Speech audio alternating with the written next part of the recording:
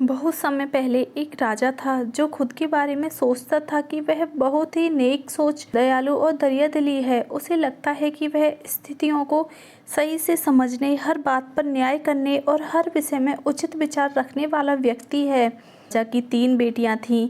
एक दिन उसने अपनी तीनों बेटियों को बुलाकर कहा, मेरे पास जो भी है वो सब तुम्हारा है। तुम तीनों को मुझसे ही जीवन मिला है।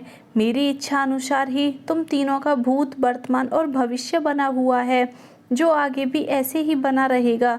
मैं ही तुम तीनों का भाग्य बनाता हूँ। राजा की यह बात सुनकर उसकी 2 बेटियों ने शांत मन से राजा की बात में हामी भर दी, लेकिन तीसरी बेटी ने ऐसा नहीं किया। उसने कहा, नहीं, मुझे तो नहीं लगता कि आपके हाथों मेरा भाग्य है। राजा यह सुनते ही गुस्से में आ गया। उसने अपनी तीसरी बेटी की कही बातों को एक चुनौती के रूप में स्वीकार लिया। उसने खुद को अपनी तीसरी बेटी के सामने सही साबित करने की ठान ली और उसे जेल में बंदी बना दिया। इस वजह से राजा की तीसरी बेटी कई सालों तक जेल में ही बंद रही। राजा और उसकी बाकी की बेटियां राजसी जीवन जीते रहे। राजा मन ही मन सोचता है कि यह मेरा ही हुक्म है जो मेरी जिद्दी बेटी जेल में कैद है।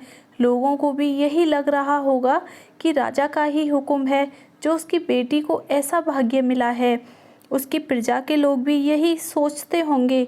उन्हें लगता था कि राजा की तीसरी बेटी ने जरूर कोई गलत कार्य किया होगा, तभी उसे जेल में कैद करके रखा गया है, वरना कोई भी पिता अपनी बेटी के साथ भला ऐसा क्यों ही करेगा। राजा कभी कभी जेल में कैद अपनी तीसरी बेटी से मिलने के लिए जाता था। उसकी बेटी बहुत कमज़ोर हो गई थी, लेकिन अभी भी उसके विचारों में कोई बदलाव नहीं आया। मगर राजा अपनी कमज़ोर होती बेटी की हालत और नहीं देख पा रहा था। एक दिन उसने अपनी तीसरी बेटी से कहा, इस तरह से तुम्हारा जिद करना मुझसे बहुत गुस्सा दिलाता है। अगर तुम इसी तरह मेरी आंखों के सामने रही तो मैं गुस्से में ना जाने क्या कर बैठूंगा। मैं तुम्हें मौत की सज़ा भी दे सकता हूँ, लेकिन मैं एक अच्छे दिल का हूँ, इसलिए मैंने सोचा है कि तुम अब मेरे राज्य के पास के एक जंगल वाली ज़मीन पर जानवरों के साथ रहोगी। ने आगे कहा, उस जंगल में सिर्फ उन्हीं लोगों को रखा जाता है जो मेरे आदेश का पालन नहीं करते। तुमने भी अपनी जिद की वजह से मेरी बात नहीं मानी, इसलिए तुम भी अब वहाँ मौजूद लोगों के साथ अपना पूरा जीवन काटोगी। इसके बाद तीसरी बेटी को उस जंगल की ज़मीन पर रहने के लिए भेज दिया गया। वहाँ वह फल और सब्जियाँ खाने और एक गुफा में रहने लगी। उसके पास पीने के लिए झरने का पानी और ठंड से बचने के लिए सिर्फ सूरज की धूप का ही सहारा था। वहाँ की खुली हवा में रहते हुए और फल फूल खाते खाते वो जल्द ही पूरी तरह से स्वस्थ हो गई। उसने वहाँ पर खेती करना भी शुरू कर दिया। गुफा को उसने घर की तरह सजा लिया था और खुशी खुशी वहीं रहती थी। एक दिन वहाँ पर एक भटकता हुआ राहगीर आ पहुँचा। उसे देखते ही देखते राजा की तीसरी बेटी प्रेम हो गया और दोनों खुशी खुशी वहीं रहने लगे। उस जंगल में उन दोनों के अलावा और कोई भी लोग नहीं रहते थे, जिनकी मदद से उन्होंने उस जंगल को एक शहर के रूप में बदल दिया। कुछ ही सालों में राजा की तीसरी बेटी और वो राहगीर उस शहर के राजा रानी बन गए और उनके शहर की चर्चा दूर दूर तक होने लगी।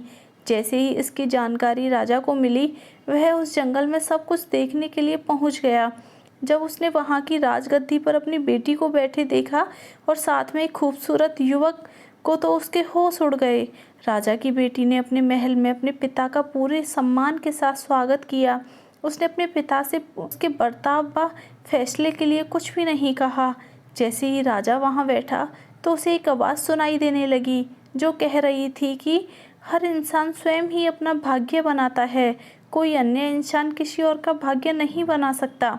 इसके बाद राजा को स्वयं ही अपनी गलती पर पछतावा होने लगा और उसने अपनी सभी बेटियों को अपने भाग्य से आज़ाद कर दिया। उसने अपनी तीनों बेटियों से कहा, भले ही तुम तीनों का भाग्य मेरे हाथों में है, लेकिन हर व्यक्ति खुद ही परिस्थितियों के अनुसार अपना भाग्य अच्छा व बुरा बना सकता है। कहानी की सीख।